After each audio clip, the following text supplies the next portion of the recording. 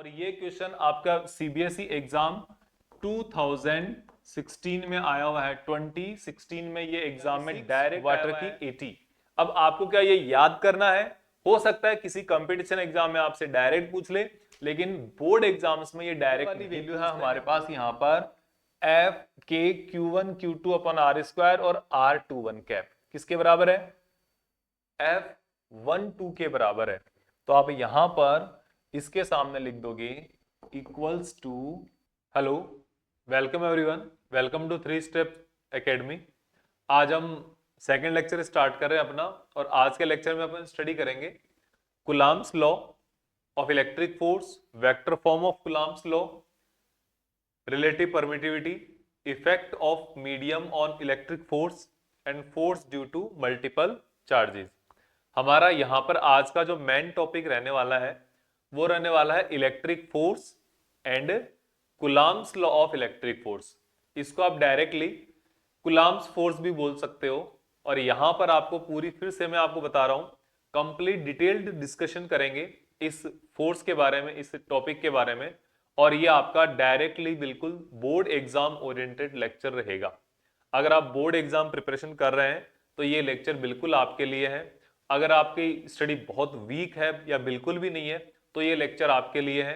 अगर आपकी study medium level पर है तो भी ये लेक्चर आपके लिए, क्योंकि यहाँ पर आपको बहुत ज्यादा इनसाइट्स मिल सकते हैं ड्यूरिंग द लेक्चर। क्योंकि जब भी कभी एग्जाम में कोई पेपर बनता है, वो पेपर हमेशा, आप ये नोटिस करोगे, अगर आप अच्छे टीचर्स के अगर आप लेक्चर ले रहे हैं, चाहे आप ऑफलाइन क्लास में ले रहे हो, स्कूल में ले रहे हो या ऑनलाइन क्लास में ले रहे हो, ज्यादातर प्रीवियस ईयर्स के जो पेपर आते हैं वहां से आप खुद ऑब्जर्व कर पाओगे कि ज्यादातर जो क्लास की इनसाइट्स होती है, टॉपिक से डायरेक्ट क्वेश्चन नहीं बन के, आपके जो टीचर जो आपको एक्सप्लेन कर रहा है उस एक्सप्लेनेशन में जो वो बोल रहा है, उसके बोलने से वहां पर क्वेश्चन फ्रेम होते हैं, बहुत सारे क्वेश्चन। ये मान के चलो 30% ऑफ द जो पेपर होता है वहां पर जो आपका टीचर आपको पढ़ा रहा होता है क्लास में, जो थोड़े से एक्सपीरियंस टीचर है, जिनको थोड़ा पढ़ाने का एक्सपीरियंस है, तो वहां पर जितना वो बोलते हैं उसी के अंदर से आपका पेपर निकल के आता है। ठीक है, अब वो चीजें आपकी एनसीईआरटी में मिलेगी, वो चीजें आपकी अदर बहुत सारी चीजें आप नोट्स ढूंढोगे, प्रैक्टिस पेपर करोगे, सैंपल पेपर करोगे तो भी आपकी वो कवर होगी। लेकिन जब आपका काम एक डायरेक्ट एक सिंगल क्लास लेके ही हो रहा है तो आपको फिर इतनी जगह जगह भटकने की कोई जरूरत नहीं होती। तो हम यहां पर फिर से बात कर रहे हैं इसके लिए, इलेक्ट्रिक चार्जेस एंड फील्ड्स जो चैप्टर है अपना, इलेक्ट्रोस्टैटिक जो चैप्टर है, इसका हम यहां पर इलेक्ट्रिक फोर्स के बारे में बात करेंगे आज मेनली। और उसके जो सब टॉपिक्स रहेंगे वो Coulomb's law of electric force of Coulomb's law, उसकी vector form, relative permittivity, effect of the medium, जो मीडियम का इफेक्ट होगा वो पढ़ेंगे। और फिर हम लास्ट में पढ़ेंगे force due to multiple charges. जो टॉपिक्स है उसका सीक्वेंस डिफरेंट हो सकता है, आप अपने अकॉर्डिंग देख लें इसको। टाइम स्टैम्प भी अगर डाला हुआ है तो उसके अकॉर्डिंग आप जंप कर सकते हैं। और अब हम शुरू कर रहे हैं अपना लेक्चर बिना किसी टाइम वेस्ट किए। अब हम यहां पर बात करने वाले हैं Coulomb's law of electric force के बारे में। इसके पहले मैं आपको एक चीज बता देता हूं कि सबसे पहले इलेक्ट्रिक फोर्स होता क्या है, कैसे ये काम करता है, सबको पता है, सिर्फ मैं आपको एक इसका इंट्रोडक्शन बता रहा हूं। क्या है, यहां पर हम बात करेंगे इलेक्ट्रिक फोर्स के बारे में। इलेक्ट्रिक फोर्स क्या होता है? इलेक्ट्रिक फोर्स है जब आपके पास दो जो चार्जेस है, कल हम बात कर रहे थे लास्ट लेक्चर में, हमारे पास टू टाइप्स ऑफ चार्जेस होते हैं। कौन से चार्ज होते हैं? पॉजिटिव चार्ज और एक होता है नेगेटिव चार्ज। दो टाइप के हमने चार्जेस के बारे में डिस्कशन किया था। अब हम यहां पर दो चार्जेस को लेकर हम कितने टाइप के कॉम्बिनेशन बना सकते हैं? हमारे पास टाइप्स ऑफ चार्जेस टू ही है और हमारे पास यहां पर कॉम्बिनेशन कितने बन सकते हैं? तो देखो, हमारे पास पहला कॉम्बिनेशन बनेगा दोनों पॉजिटिव एंड पॉजिटिव चार्ज हो सकता है।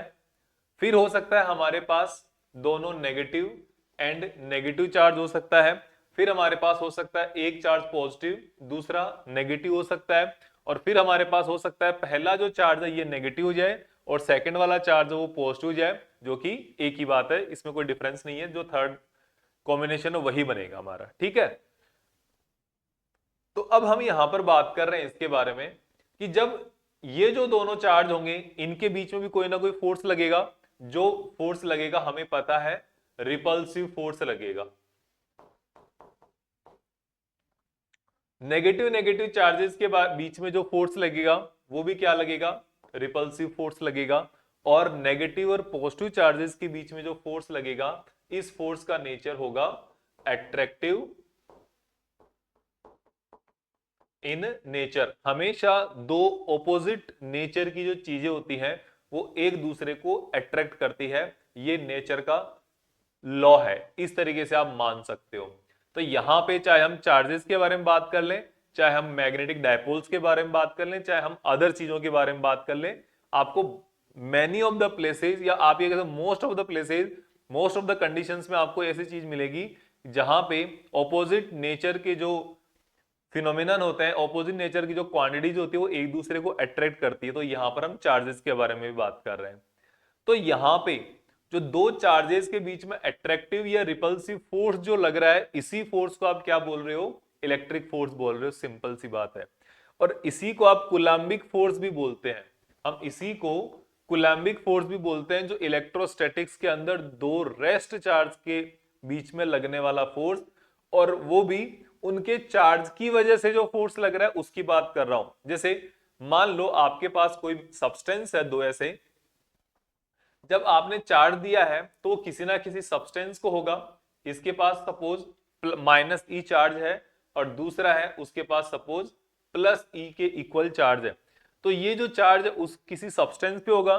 जो दो सब्सटेंस अगर होंगे तो इनका कुछ ना कुछ वहां पे मास भी होगा। तो यहां पर क्या है, इन मास के कारण भी फोर्स लग रहा है एक दूसरे के ऊपर, लेकिन जो मास की वजह से जो फोर्स लग रहा है वो होगा यहां पर ग्रेविटेशनल फोर्स। और यहां पर दोनों पार्टिकल्स के बीच में, दो अगर बॉडी है उनके बीच में, पार्टिकल स्मॉल है उनके बीच में कुछ भी हो जाए, अगर उनके बीच में किसी चार्ज की वजह से फोर्स लग रहा है और वो फोर्स कहलाएगा आपका इलेक्ट्रिक फोर्स, या आप उसको कुलाम्बिक फोर्स भी कह सकते हो। ठीक है, तो इस तरीके से हम बात कर सकते हैं कि electric force is a force of attraction और force of repulsion between two charge particle due to the property of their charges. उनकी चार्जेस की वजह से जो फोर्स लग रहा है उसको आप क्या बोलते हो, इलेक्ट्रिक फोर्स बोलते हो। ठीक है, ये बहुत बेसिक हो गया। अब हम आगे बात करते हैं Coulomb's law of electric force. जो हमने फोर्स के बारे में डिस्कशन किया था अभी, अट्रैक्टिव रिपल्सिव जो फोर्स था उसका कुलाम्बिक लॉ क्या है, कुलाम्स लॉ क्या, उसके बारे में बात करेंगे। तो देखो हमारे पास हम एक कंडीशन इमेजिन करते हैं कि सपोज सबसे पहले हमारे पास दो ऑब्जेक्ट है या दो पार्टिकल्स है जिनको हमने चार्ज दिया हुआ है। पहला है Q1 चार्ज, हम केवल अभी प्लस की बात कर रहे हैं, और दूसरा है सपोज प्लस Q2 चार्ज। और यहां पर हम अगर इस साइन को इग्नोर भी कर दें, केवल Q1 एंड Q2 भी कंसिडर करें, तो भी हमारे पास यहां पर कोई डिफरेंस नहीं आएगा। हमें इस एक्सप्लेनेशन को हम डिफाइन यहां पर फोर्स को कर सकते हैं। ठीक है, तो हमारे पास यहां पर Q1 एंड Q2 दो चार्जेस है, और दोनों चार्जेस एक दूसरे के साथ किसी पर्टिकुलर डिस्टेंस से सेपरेटेड है। ठीक है, आर डिस्टेंस से सेपरेशन है इन दोनों के बीच में। अब यहां पर कुलाम्स ने इन दोनों चार्जेस के बीच में लगने वाले फोर्स को डिफाइन किया था। तो अकॉर्डिंग टू कुलाम्स क्या कह रहे हैं कि फोर्स ऑफ अट्रैक्शन और रिपल्शन दोनों फोर्स इसमें कंटिन्यू काउंट हो जाएंगे। ओके, फोर्स ऑफ अट्रैक्शन और repulsion F is directly proportional to product of their charges, product of magnitude of their charges। इन दोनों पार्टिकल्स के बीच में लगने वाला जो अट्रैक्शन और रिपल्सिव फोर्स होगा, इलेक्ट्रिक फोर्स होगा, उसका फोर्स की वैल्यू डायरेक्टली चार्जेस के मैग्नीट्यूड के प्रोपोर्शनल होगी या मैग्नीट्यूड के प्रोडक्ट के प्रोपोर्शनल होगी। And it is inversely proportional to square of distance between charges. जो आपके पास जो चार्जेस है दोनों Q1 एंड Q2, इन दोनों के बीच की डिस्टेंस के स्क्वायर के इनवर्सली प्रोपोर्शनल है। आपके पास ये दो इक्वेशन आ गई, ये दो इक्वेशन आ गई, इन दोनों को आप कंबाइन करो।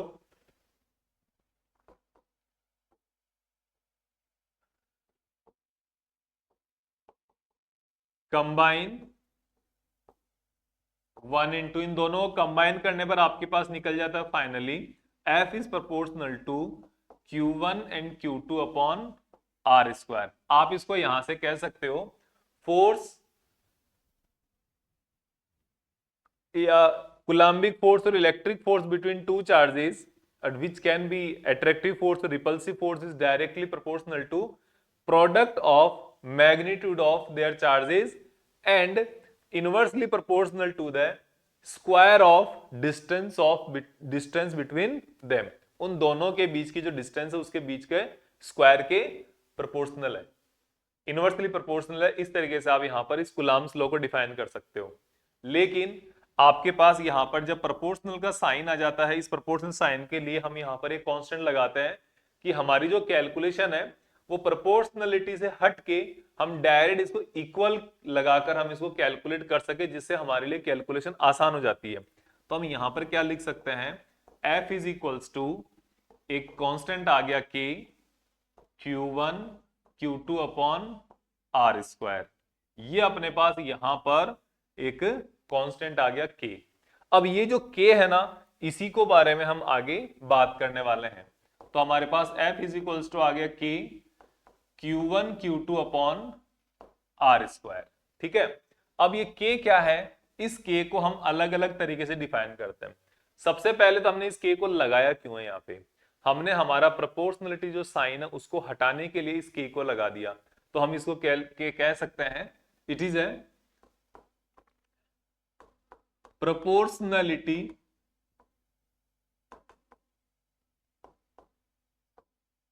कांस्टेंट।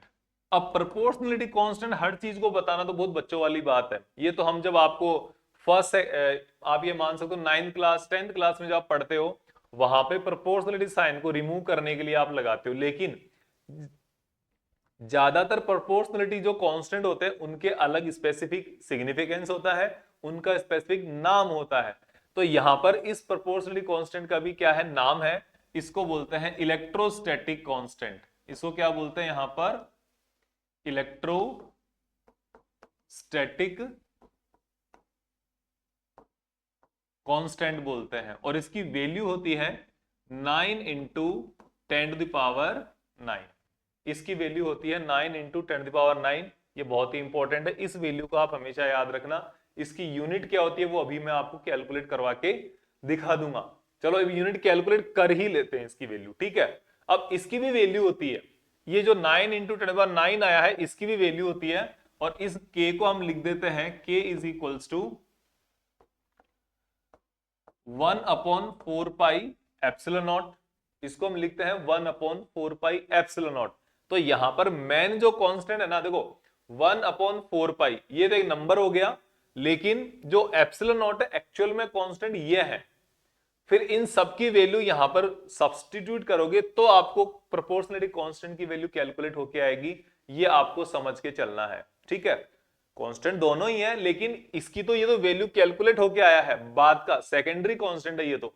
लेकिन प्राइमरी मेन जो कांस्टेंट है ना यहाँ पे वो ε0 है, जिसका अपना खुद का सिग्निफिकेंस है। ठीक है, और इसका सिग्निफिकेंस क्या है, क्यों, वो इसके नाम से पता चलेगा।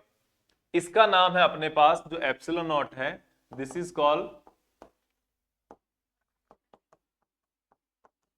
Permittivity of vacuum. This is called permittivity of vacuum. अब परमिटिविटी क्या होती है ये अपने आप में एक डिस्कशन का पार्ट है, तो हम इस परमिटिविटी को भी यहां पर डिफाइन करेंगे। लेकिन उसके पहले हम यहां पर इस K की यूनिट्स कैलकुलेट कर लेते हैं। ठीक है, तो देखो यहां पर इस K की यूनिट कैलकुलेट करने के लिए सबसे पहले K का फॉर्मूला, यूनिट ऑफ K। तो इसके लिए क्या करना है, K इज इक्वल्स टू हमारे पास आ जाएगा, देखो इसकी यूनिट कैलकुलेट करने का सीधा सा तरीका है, जैसे 11th क्लास में आपको बताया था या आपने स्टडी किया होगा कि आपको यूनिट्स एंड डायमेंशन वाले चैप्टर के अंदर, तो वहां पे क्या होगा, K is equals to F(R²) upon Q1 Q2 कि आप उन डिपेंडेंट क्वांटिटीज की फॉर्म में इसकी वैल्यू कैलकुलेट कर लो, फॉर्मूला निकाल लो जिसके यूनिट्स आपको पता है। फोर्स की यूनिट पता है, आर डिस्टेंस की यूनिट पता है, चार्जेस की यूनिट जस्ट कल वाले लेक्चर में हमने पता करी थी, या इस वाले चैप्टर में ही हमने पता की है, तो ये वैल्यूज रख दो यहाँ पे। फोर्स को आप क्या लिखोगे, न्यूटन लिखोगे, डिस्टेंस को मीटर लिखोगे तो मीटर स्क्वायर हो गया, और क्यू एंड इंटू क्यू मतलब चार्ज इंटू चार्ज, तो चार्ज को क्या लिख सकते, कुलाम इंटू कुलाम। तो इसकी यूनिट आ गई आपके लिए न्यूटन मीटर स्क्वायर पर कुलाम स्क्वायर, इतना ही है। तो इस तरीके से आप यहां पर इसको, इस के की यूनिट्स को कैलकुलेट कर सकते हो, लेकिन के की यूनिट से ज्यादा इंपॉर्टेंट है यहां पर परमिटिविटी एप्सिलॉन नॉट की यूनिट, तो इसको भी हम यहां पर कैलकुलेट करेंगे आपके सामने। अब हम बात करें इसका, अगर डायमेंशनल फॉर्मूला अगर आपको कैलकुलेट करना हो, अगर डायमेंशनल फॉर्मूला अगर आपको कैलकुलेट करना होगा तो आप क्या करोगे, तो आप ये करोगे यहां पर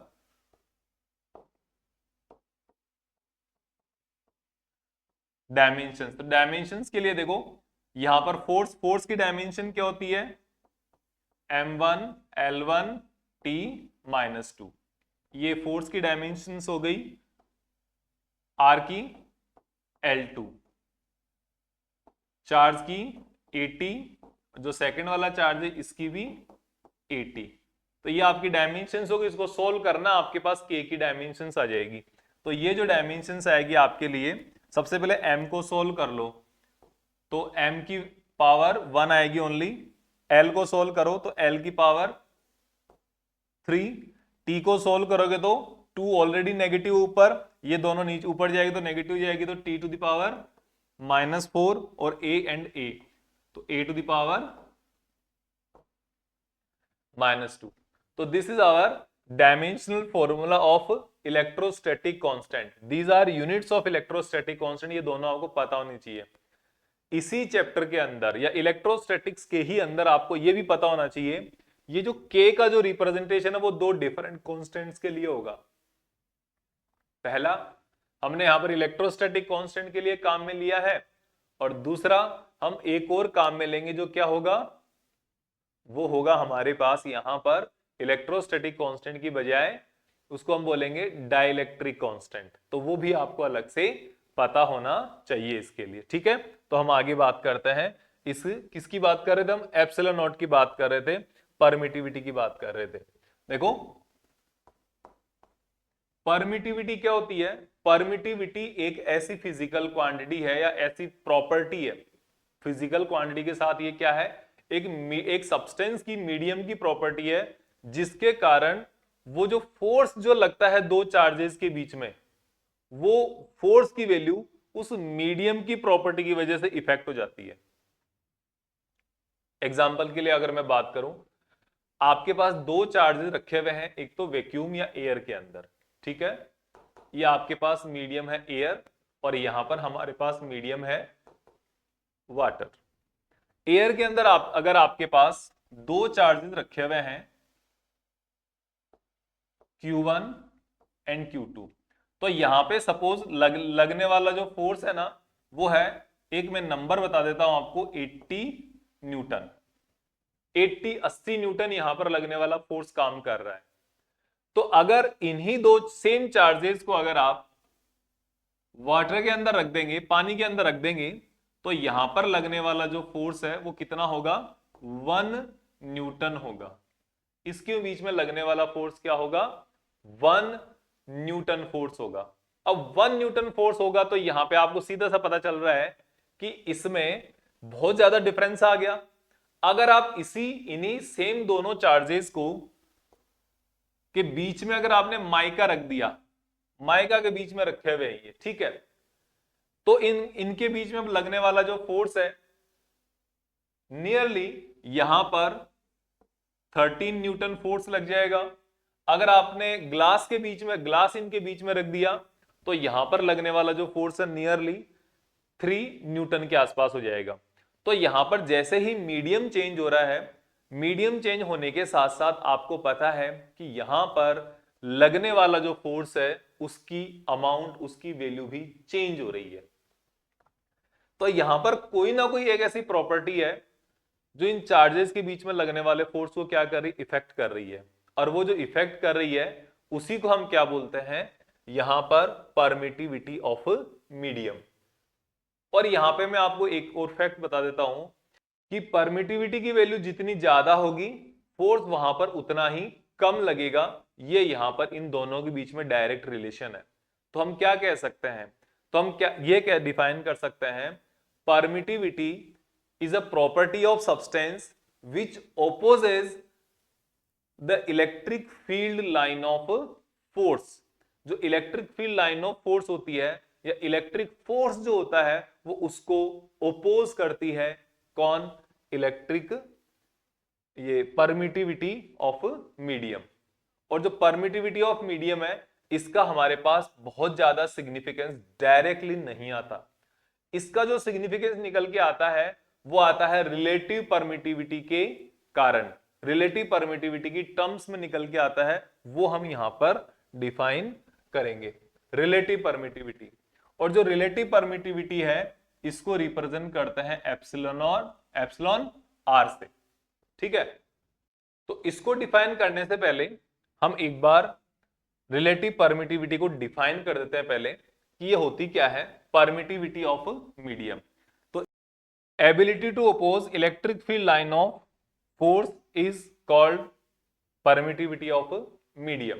कि जितने ज्यादा वो electric field line of force को, इलेक्ट्रिक फोर्स को रिपेल करेगी या ओपोज करेगी उतने ही ज्यादा उसका वैल्यू होगी किसकी? परमिटिविटी की, या परमिटिविटी उसको ओपोज करेगी। सिंपल सी बात यह है।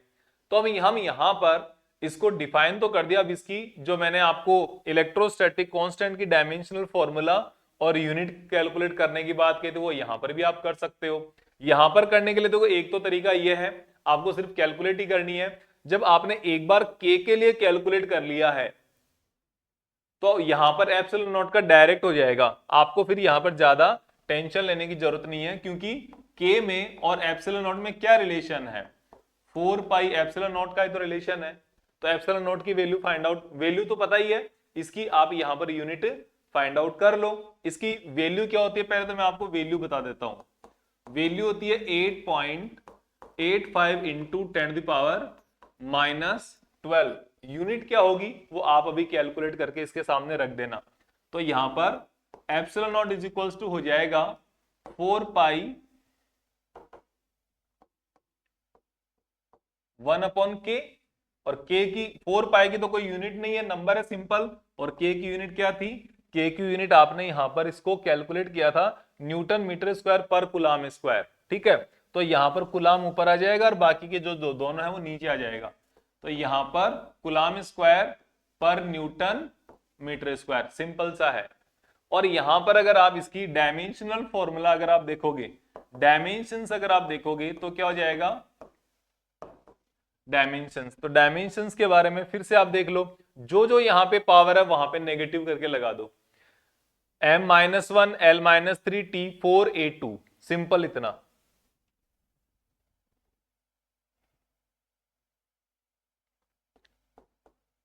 m-1 l-3 t⁴ a⁴, ये इसकी डायमेंशनल फॉर्मूला हो गया किसका?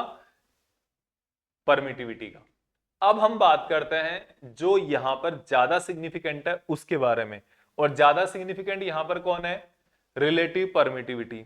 रिलेटिव परमिटिविटी को इतना आपने समझ लिया, परमिटिविटी को आपने डिफाइन कर लिया, इसको केवल आपको डेफिनेशन ही लिखनी पड़ेगी, इसको ज्यादा समझने में आपको जरूरत नहीं पड़ेगी। ठीक है, अब मैंने आपको बात करी है, मैंने आपको बताया है कि जो परमिटिविटी है वो किसी भी मीडियम की पावर होती है, वो उस इलेक्ट्रिक फोर्स को कितना अपोज करे या इलेक्ट्रिक फोर्स को कितना रोक सकती है वो। ठीक है, उस एबिलिटी को हम क्या बोलते हैं? परमिटिविटी ऑफ उस मीडियम की, या परमिटिविटी ऑफ, उसको क्या बोलते हैं? Permittivity of that medium. अब हम यहां पर बात करेंगे कि जो मीडियम है वो तो एक तो वैक्यूम भी हो सकता है विदाउट एनी मीडियम, एयर भी हो सकता है, ग्लास भी हो सकता है, वाटर भी हो सकता है, माइका भी हो सकता है, या अदर कोई सब्सटेंस, कोई ऑयली सब्सटेंस भी हो सकता है, पेट्रोल भी हो सकता है, कुछ भी हो सकता है।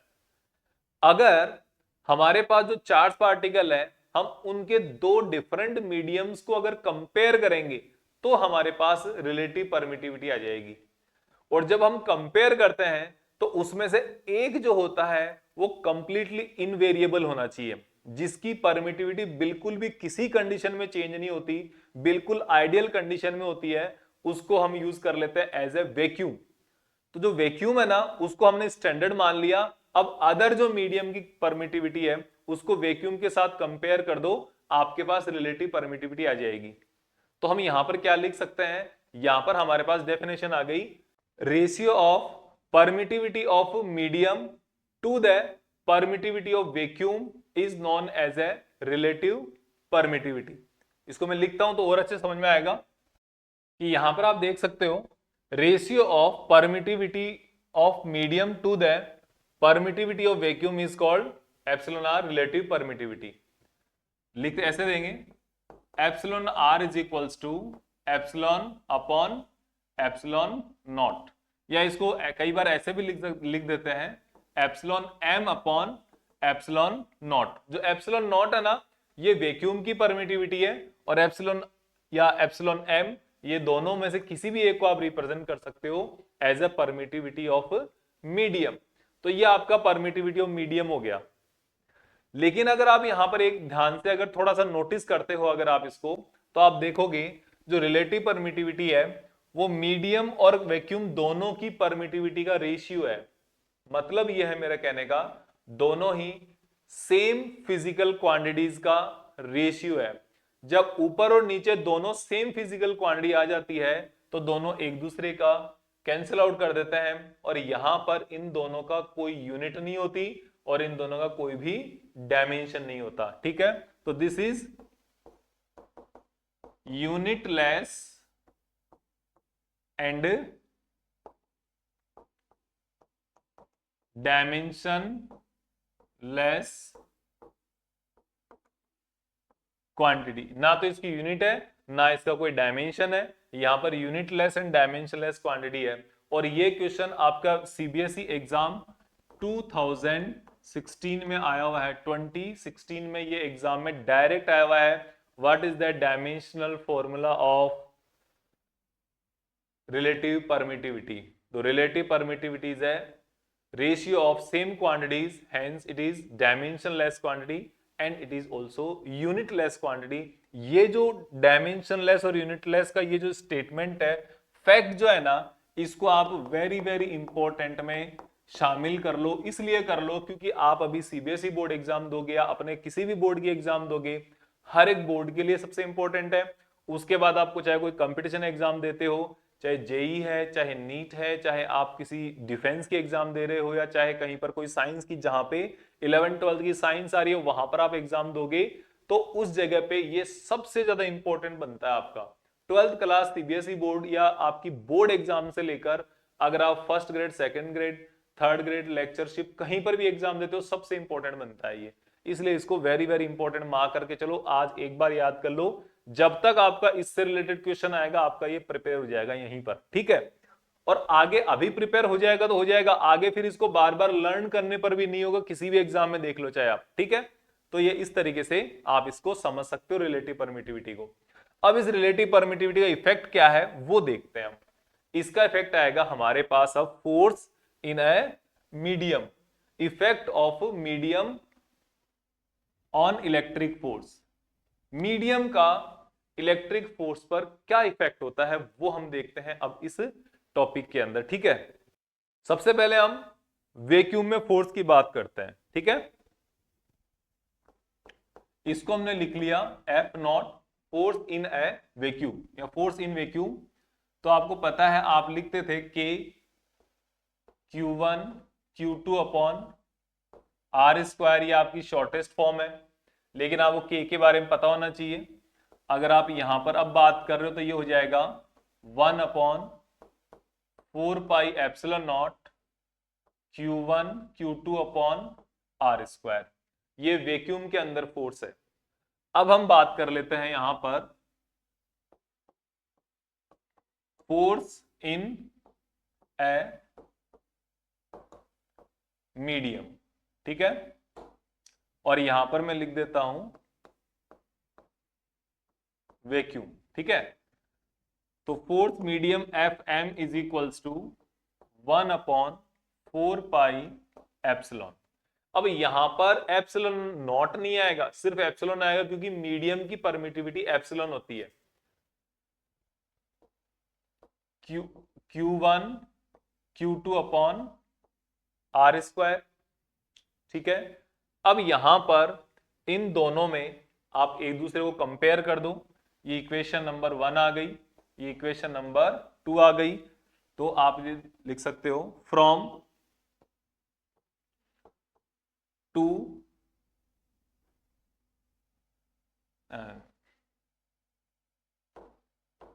1 फ्रॉम 1 डिवाइडेड बाई 2, तो ये क्या हो जाएगा, F naught upon F M, vacuum upon medium is equals to, vacuum की वैल्यू कितनी है, 1 upon 4 pi epsilon naught Q1 Q2 upon R square. तो और इसको डिवाइड करने के लिए सेकंड वाले टर्म को ऑपोजिट करके मल्टीप्लाई कर देते हैं, पता होगा इतना तो। 4 pi epsilon R square Q1 Q2 into 1 ये वाला। ठीक है, अब आप यहां पर देखो, Q1 से Q1 Q2 cancel out, Q1 Q2 से Q1 Q2 and Q1 Q2 cancel out, 1 से 1 को कुछ करना नहीं है, कैंसिल आउट अपने आप ही बेचारा। 4 पाई से 4 पाई को हटा दिया आपने, आर स्क्वायर को आर स्क्वायर से हटा दिया, और आपके पास यहां पर जो सिंपल सा जो आंसर बचा है वो क्या बचा है, यहां पर आप इसको यहां पे लिख दो। ये बचेगा एक तरफ तो F naught upon F M, और एक तरफ बचा है एप्सिलॉन अपॉन एप्सिलॉन नॉट। ठीक है, और एप्सिलॉन अपॉन एप्सिलॉन नॉट की वैल्यू क्या थी, ये वैल्यू है 1 अपॉन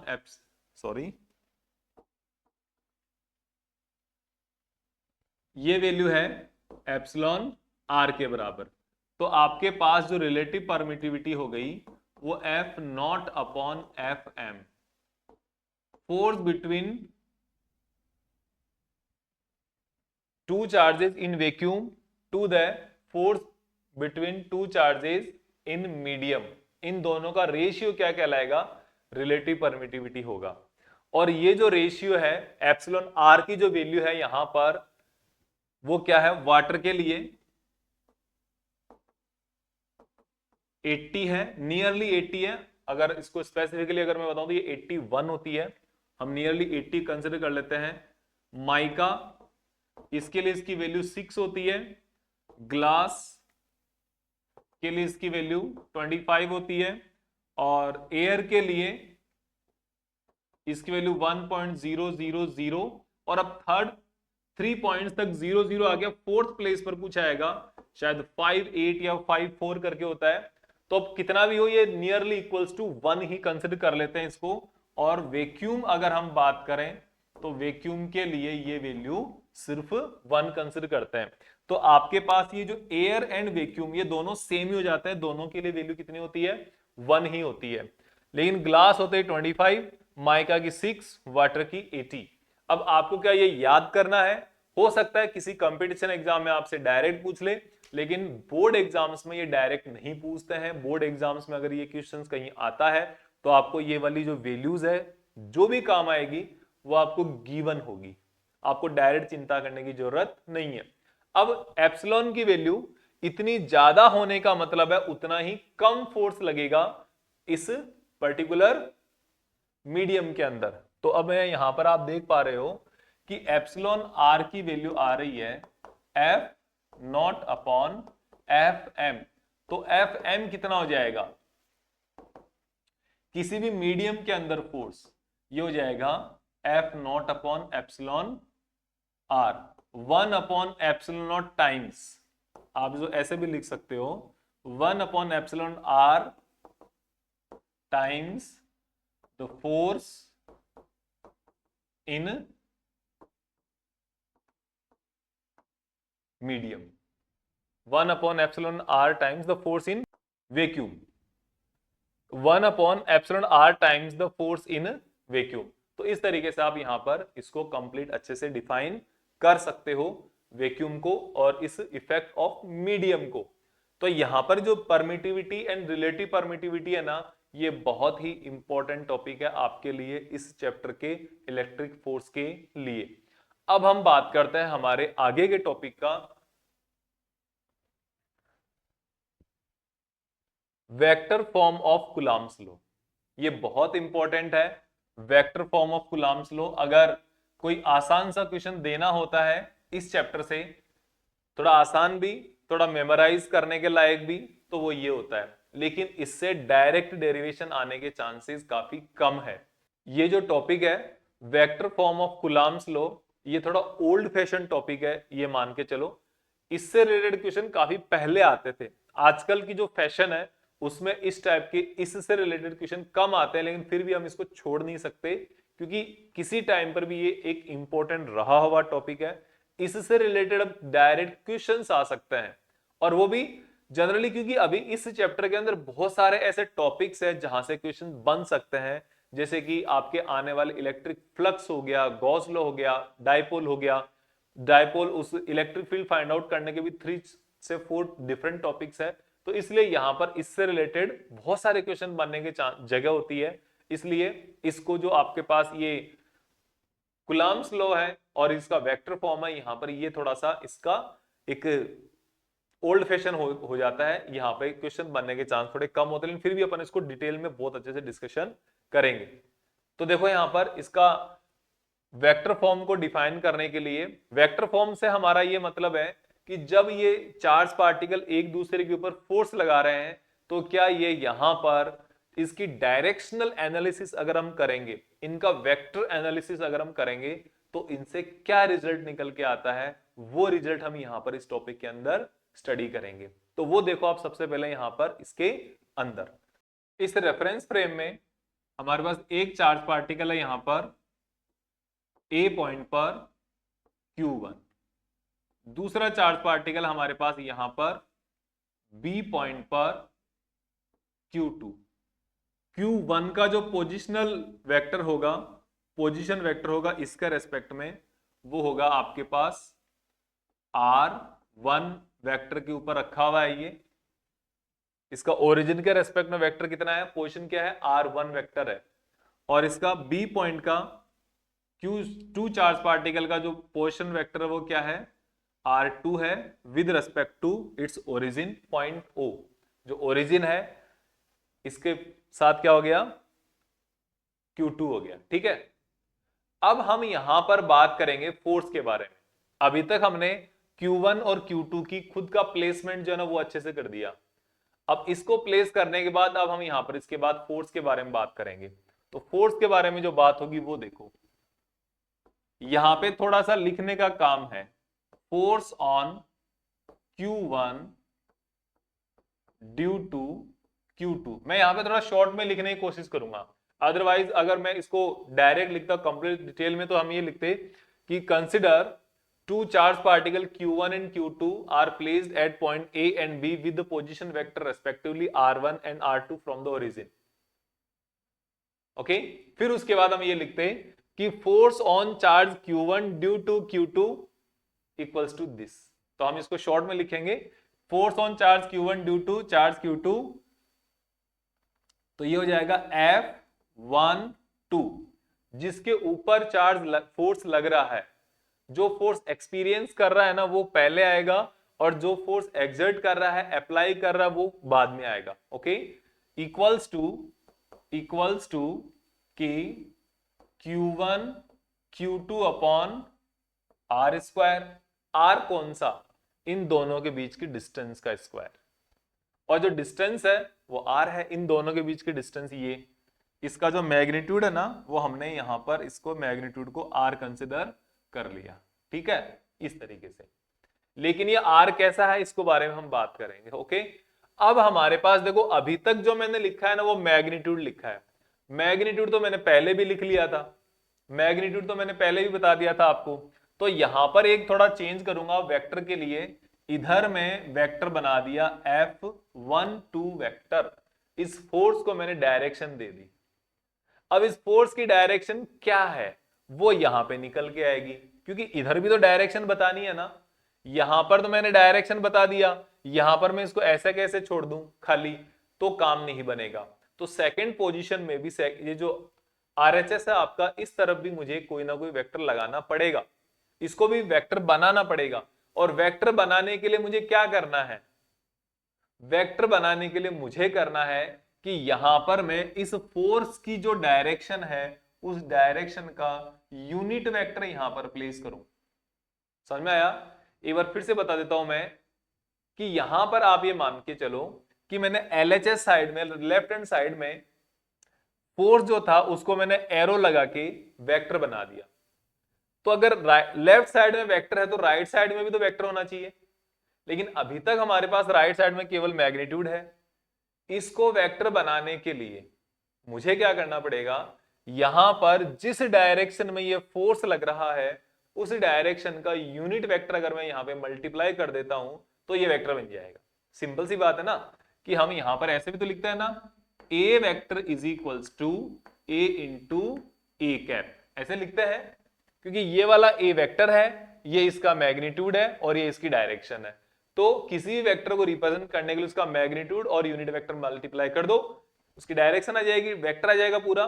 तो यहां पे पास मैग्नीट्यूड तो आ गया, अब हम इसकी यूनिट वेक्टर को लिखेंगे जिधर ये लग रहा है। ये किधर लग रहा है वो यहां पे देखो, दोनों ही चार्ज पार्टिकल हमारे पास यहां पर क्या है, पॉजिटिव चार्ज पार्टिकल है। ये इंटेंशनली पॉजिटिव लिए गए हैं जानबूझ करके, ठीक है। तो अब देखो ये ऑन Q1 के ऊपर फोर्स लगेगा, किसके कारण, इसके कारण।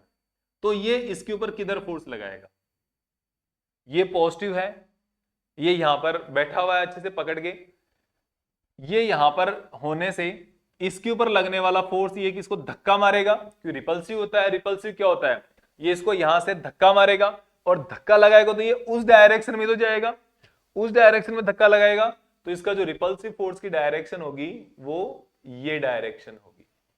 और ये वाली जो डायरेक्शन है, मैं यहां पर आपको थोड़ा डायग्राम में कलर चेंज करके बना देता हूं, ज्यादा अच्छा लगेगा आपको होपफुली।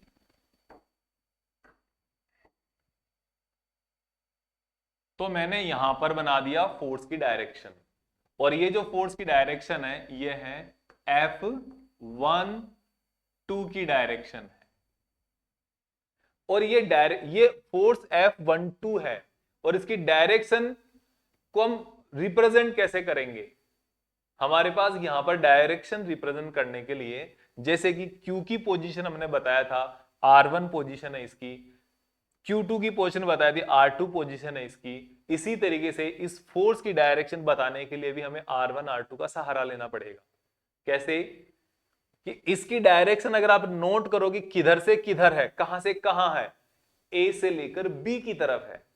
इसकी डायरेक्शन किधर है, ए से लेकर बी की तरफ। और ए से लेकर बी की तरफ कौन सा है, आप ये मानोगे यहां पे कि इसकी डायरेक्शन R2 से लेकर R1 की तरफ है।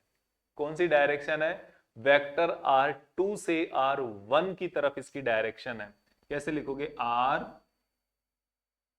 R2 से R1, तो आप इसको लिखोगे R21 वेक्टर।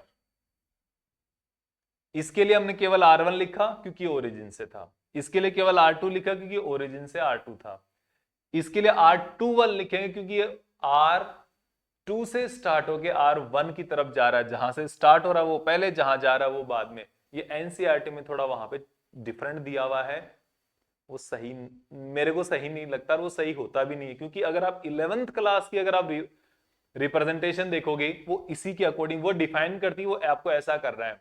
और इसके अलावा आप किसी भी बुक में, किसी पुरानी बुक में, नई बुक में, आने वाली बुक में कहीं पर भी जाके देख लो, इवन एससी वर्मा वगैरह में जाके देख लो, रिप्रेजेंटेशन आपको ऐसा ही मिलेगा कि जहां से स्टार्ट होते हैं वो पहले आता है, जहां से खत्म होते हैं वो दूसरी बार आता, वो सेकंड आता है। ठीक है, ये आप ध्यान में रखो। तो इस जगह पे आप ये मान के चलो कि R21 वेक्टर हो गया। तो क्या मैं यहां पर R21 लिख दूं, नहीं। अगर मैं R21 वेक्टर लिखूंगा तो इसका मैग्नीट्यूड चेंज हो जाएगा, तो मुझे लिखना है R21 कैप। और R21 कैप का मतलब हुआ कि आपने जो डायरेक्शन है ना, वो डायरेक्शन तो R21 के हिसाब से ली है, और इसका जो मैग्नीट्यूड है वो कितना लिया है, वो आपने 1, इसका मैग्नीट्यूड आपने 1 ले लिया। मतलब ये हुआ कि अगर आपके पास इसका मैग्नीट्यूड अगर 10 है,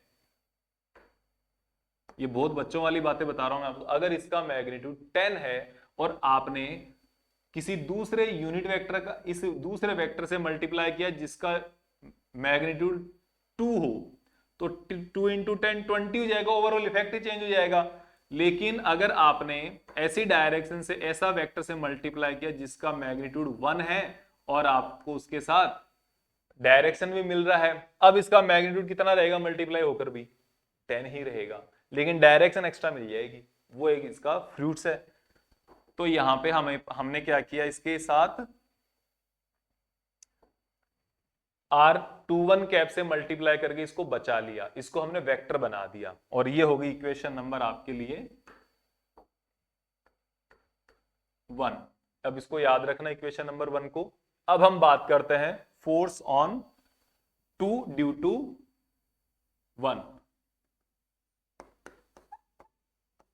force on Q2 due to Q1। लिखो F21 जो एक्सपीरियंस कर रहा है वो पहले, जो रीजन है वो बाद में, जो लगा रहा है वो बाद में, इक्वल्स टू के Q1 Q2 upon R square, इन दोनों के बीच के डिस्टेंस का स्क्वायर। ये तो अभी वेक्टर है, ये केवल मैग्नीट्यूड है, तो इसको वेक्टर बनाने के लिए फिर से हमारे पास वही पूरी कहानी हम दोहराते हैं। इसको देखो मैं थोड़ा अलग कलर से बना देता हूं कि जो R21 वेक्टर है, ये जो फोर्स 21 है वो किधर, Q2 पे, अब Q1 की बारी है फोर्स लगाने की। ये तो यहां पे अपन बैठा है पूरा पकड़ के, ठीक है, अपनी जगह को, और फिर यहां पर इसने फोर्स लगाएगा तो इधर धक्का देगा, ये इधर धक्का देने से ये फोर्स की कौन सी डायरेक्शन में लगेगा, इधर डायरेक्शन में लगेगा, और ये आपके पास हो जाएगा फोर्स F21। यहां से स्टार्ट होगा फोर्स लगना, तो ये इसकी तरफ ही तो लगेगा, तो मैंने यहां पे बना दिया फोर्स F21, वो ये हो गया। डायरेक्शन क्या है इसकी, इसकी डायरेक्शन है R1 से स्टार्ट होके R2 की तरफ डायरेक्शन है ये, तो इसको लिखोगे आप R12। देखो यहां पे थोड़ा सा अब मैं लिखने में सही रहे, R12 जो B है इसको यहां लिख देते हैं, R12 हो गया, ये वेक्टर है, और हमें तो यहां पर क्या करना है, इसका यूनिट वेक्टर से मल्टीप्लाई करना है, R12 वेक्टर, यूनिट वेक्टर। अब यूनिट वेक्टर का मैग्नीट्यूड तो दोनों का 1 and 1 है, लेकिन अब यहां से आपको दिखाई दे रहा है डायरेक्शन एक दूसरे के साथ क्या है, ऑपोजिट है। ये प्रूफ करना है ऑपोजिट है, प्रूफ है, दिखाई दे रहा है हमें सामने, इसको प्रूफ करना है केवल। तो देखो इसको मैं फिर से इक्वेशन नंबर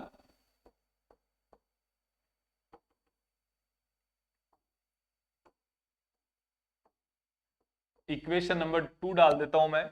अब आगे चलते हैं हम, इसको फिर से याद रखना, ये सब कुछ ऐसा कैसा काम आएगा फिर से। तो देखो इन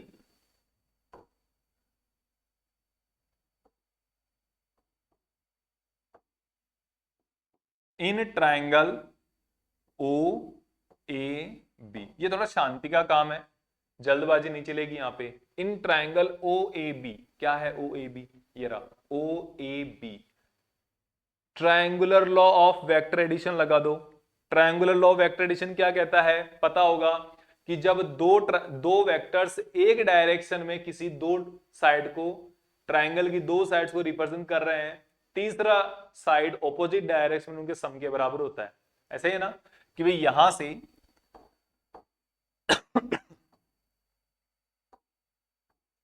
अगर यहां से आप स्टार्ट करोगे, इस जगह से यहां पे आप जा रहे हो, तो ये जो दोनों साइड है एक डायरेक्शन में हो गई, तो ये दोनों साइड को रिप्रेजेंट कर रही है ट्रायंगल की, और ये जो थर्ड साइड है ऑपोजिट साइड में, ये इसके एडिशन को रिप्रेजेंट करेगी, दोनों के एडिशन को। तो इस डायरेक्शन में लगा दो इसको, तो क्या आ रहा है R1 plus R12 is equals to R2 R1 plus R12 इधर डायरेक्शन में है ना, ये वाला, ये इक्वल्स टू R2। तो यहां से R12 वेक्टर क्या आ गया, R2 माइनस R1 आ गया। ये आपको स्टार लगा के इस इक्वेशन को ध्यान में रखना है, अभी काम आ जाएगी। फिर again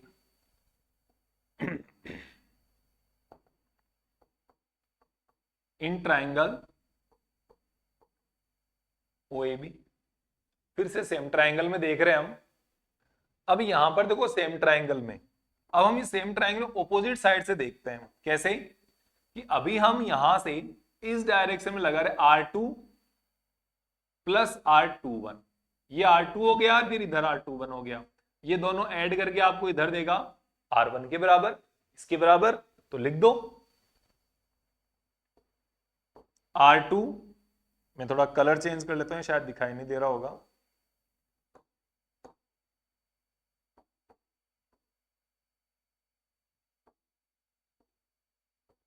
R2 plus R21 is equals to R1 vector, और यहां से आप देखोगे R21 is equals to R1 minus R2। यहां से आपको एक चीज पता चल गई होगी, यहां से आप नेगेटिव कॉमन ले लो एक बार, नेगेटिव बाहर ले लिया, R2 माइनस R1 आ गया यहां पे। और अब आप एक चीज खुद से बता सकते हो, अब यहां पर ये R2 माइनस R1 है कि नहीं है, और ये किसके बराबर, R12 के बराबर है। तो आप लिख सकते हो यहां पे माइनस R12।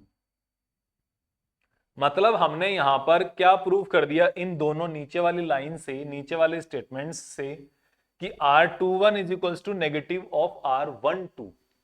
हमने यहां पर ये प्रूव कर दिया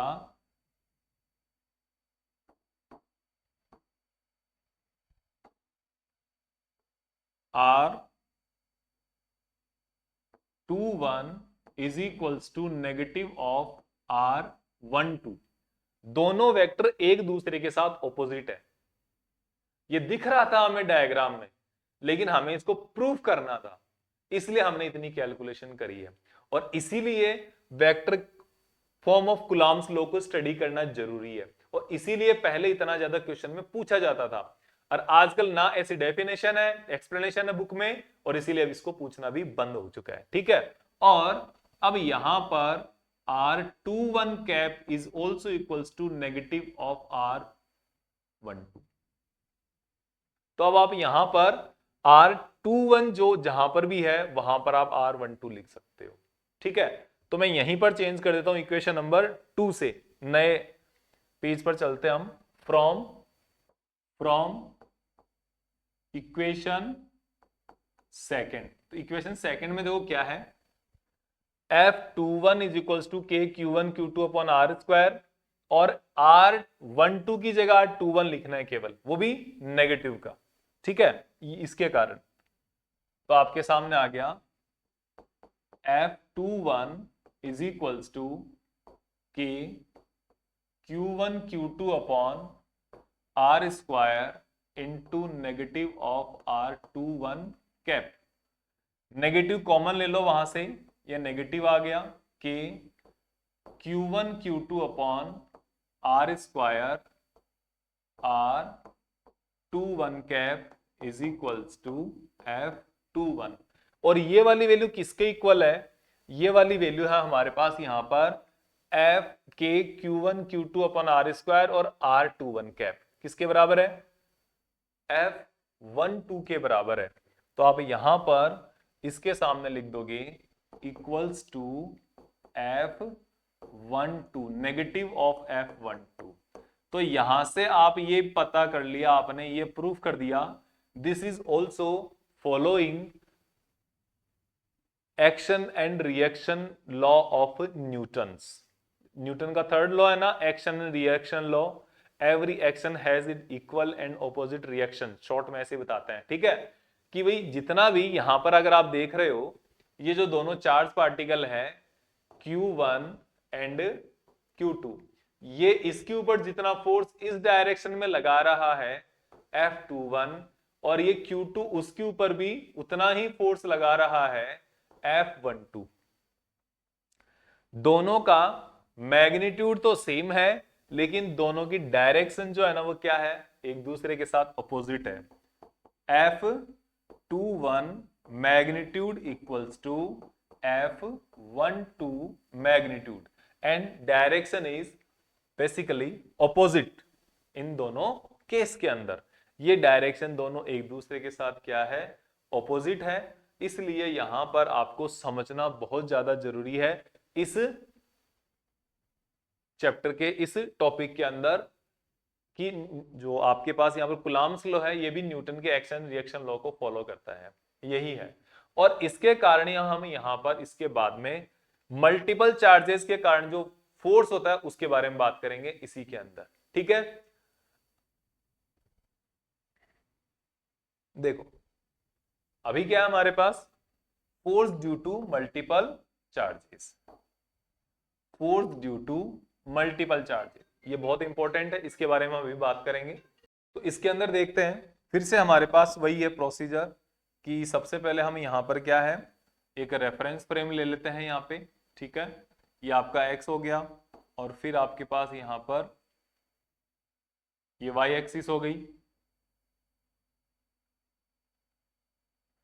और अब हम यहां पर चार्जेस के बारे में बात कर लेते हैं कि ये एक हमारे पास Q0 चार्ज है, ठीक है। और इसके अराउंड Q1 चार्ज है, Q2 चार्ज है, Q3 चार्ज है, and up to Qn charges है यहां पे, ठीक है। और इनका अगर आप पोजीशन वेक्टर्स देखेंगे तो R1 पोजीशन वेक्टर इसकी पोजीशन है, R2 पोजीशन वेक्टर इसकी पोजीशन है, R3 इसके लिए है, Rn इसके लिए है, और R0 इसके लिए है। जैसे कि आपने यहां पर इस वाले डायग्राम में देखा, R1 इसके लिए है, R2 इसके लिए है, ठीक है। सेम इसी तरीके से, लेकिन यहां पर बहुत सारे चार्जेस, इसलिए इस डायग्राम को थोड़ा सा क्लीन रखने के लिए मैं यहां पे प्लॉट नहीं कर रहा हूं, वो डिफरेंट डिफरेंट जो भी आपके पोजीशन वेक्टर्स है वो, तो हम डायरेक्ट इसको इतना ही रखा है। अब हम बात कर लेते हैं कि इन दोनों के बीच में जो फोर्स होगा और जो पोजीशन होगा वो क्या हो। तो देखो सबसे पहले मैं यहां पर लिखता हूं फोर्स ऑन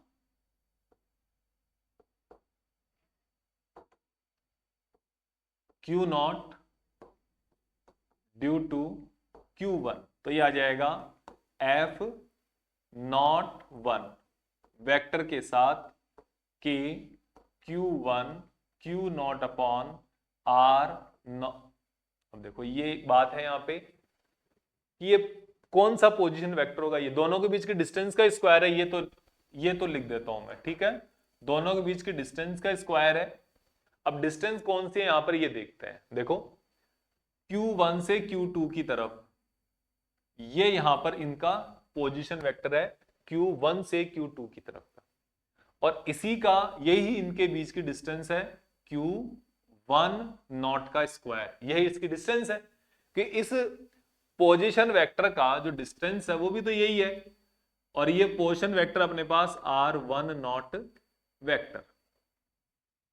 और फोर्स किधर है, इस Q0 पर लगने वाला फोर्स भी इसी डायरेक्शन में है, F1 not, sorry F01,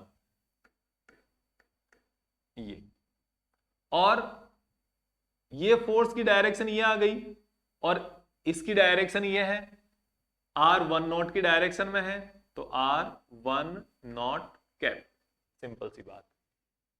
similarly हम Q2 के लिए लिखेंगे ऐसे ही सिमिलरली F1 या F02 is equals to K Q2 Q0 upon R2 naught square R2 naught cap, ठीक है।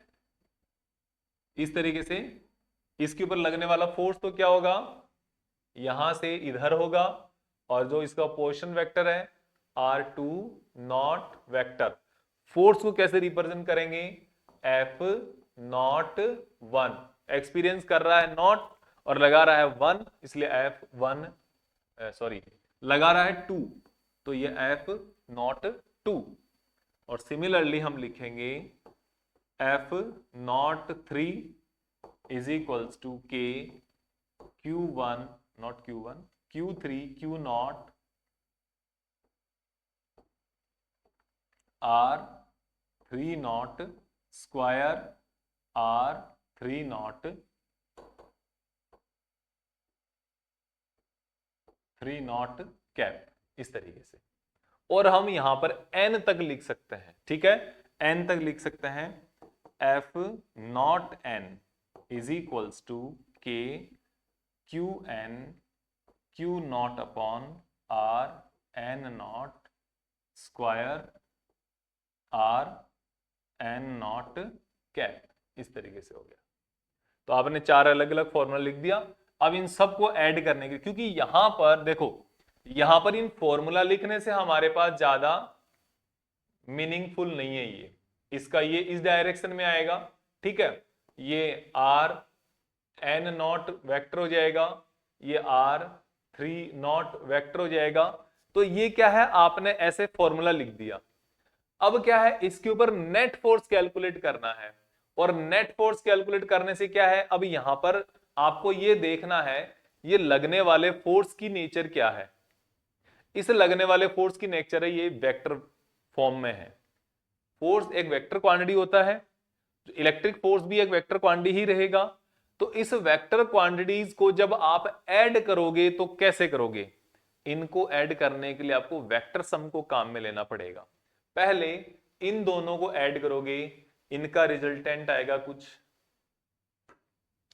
वो रिजल्टेंट आपने यहां पर लिखोगे, ठीक है, इनका ये आप ना पैरेललोग्राम लो वगैरह खर्च करके फिर आप लिखोगे, फिर इसका इसके साथ बनाओगे तो यहां पर एक नया रिजल्टेंट निकल के आएगा, जो इस ये होगा F1 2 का रिजल्टेंट होगा 1 के कारण और 2 के कारण।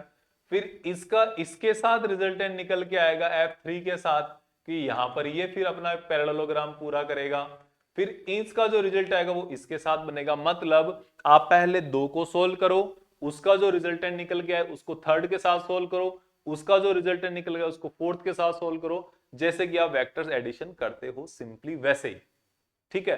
अब यहां पर ऐसा नहीं कि अगर 10 आ गए तो पहले 2 को करो, फिर उसको थर्ड के साथ करो, फिर उसका फोर्थ के साथ, फिर फिफ्थ के साथ, फिर सिक्स के साथ, फिर सेक्स के साथ, ऐसे नहीं, इतना नहीं आता है। आपके पास केवल 2 या 3 पेयर ही आएंगे और वो ऑटोमेटिकली सोल्व हो जाएंगे, आधे से ज्यादा तो कैंसिल आउट हो जाएंगे। जैसे अगर मैं आपको बताऊंगा, एग्जाम्पल बताऊंगा, उसके बाद पहले ये कर लेते हैं, ठीक है। तो यहां पर इनको सबको सोल्व करने के लिए वेक्टर क्वांटिटी है, तो इनको सोल्व करने के लिए आपको क्या करना पड़ेगा, वेक्टर एडिशन लॉ को फॉलो करना पड़ेगा। और this is called principle of superposition of Coulombic forces. Okay, किसमें आएगा,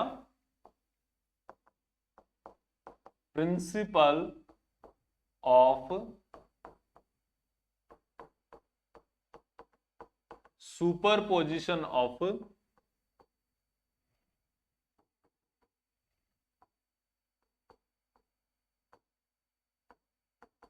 कूलम्बिक फोर्सेस। कूलम्बिक फोर्सेस मतलब इलेक्ट्रिक फोर्सेस, ठीक है। और ये आएगा F net is equals to, ये भी वेक्टर ही आएगा, which is equals to F naught 1 plus F naught 2 plus F naught 3 plus F naught n, ये आएगा। और ये जो वैल्यूज है इनकी, ये यहां से लिख दो आप, जो जो वैल्यूज है वो एज इट इज लिख दो, आपके पास आंसर आ जाएगा इसका। तो देखो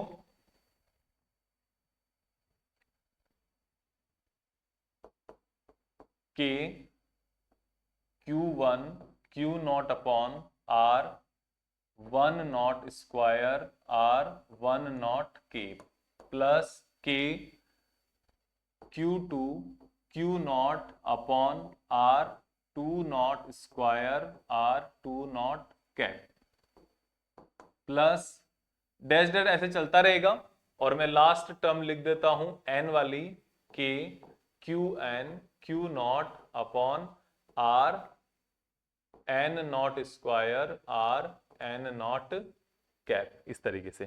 तो यहां से जो कॉमन आ रहा है उसको कॉमन लेके रख लो, बाकी अंदर रहने दो। के क्यू नॉट ये कॉमन आ गया और बचेगा Q1 अपॉन R one naught square R one naught cap Q2 upon R two naught square R two naught cap plus dash dash dash Qn R n naught square R n naught cap, इस तरीके से आ गया। अब इसके बाद आप क्या कर सकते हो, इसको शॉर्ट फॉर्म में लिखना भी आना चाहिए। जो शॉर्ट फॉर्म में कैसे लिखेंगे, देखो जो कॉमन है ना उसको तो बाहर रहने दो एज इट इज, और इसका सबका समेशन है, ये सिग्मा है, तो समेशन के लिए ये समेशन का साइन, और अंदर जो वेरिएबल है ना उनको आई के साथ लिख दो।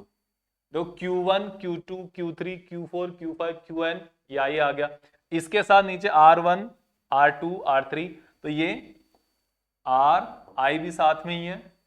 नॉट है ना, ये नॉट कांस्टेंट है तो इसको नॉट ही रहने दो, इसका square upon R into are I not का कैप, ये आपके साथ यहां पर इसकी पूरी वैल्यू आ गई है। इसका डेरिवेशन नहीं आएगा, इसका तो आपके पास डायरेक्ट क्वेश्चन सोल्व करना आएगा। वो क्वेश्चन कैसे होता है वो अपन न्यूमेरिकल से देखेंगे नेक्स्ट लेक्चर में। नेक्स्ट लेक्चर में हम यहां पर जो vector form of Coulomb's laws के आए हुए क्वेश्चंस के बारे में बात करेंगे, ठीक है। तब तक के लिए थैंक यू वेरी मच, और आज हम इतना ही इस लेक्चर में करेंगे और इस लेक्चर को यहीं पर हम खत्म करते हैं। हम कल फिर से नए लेक्चर के साथ आएंगे, तब तक के लिए थैंक यू वेरी मच।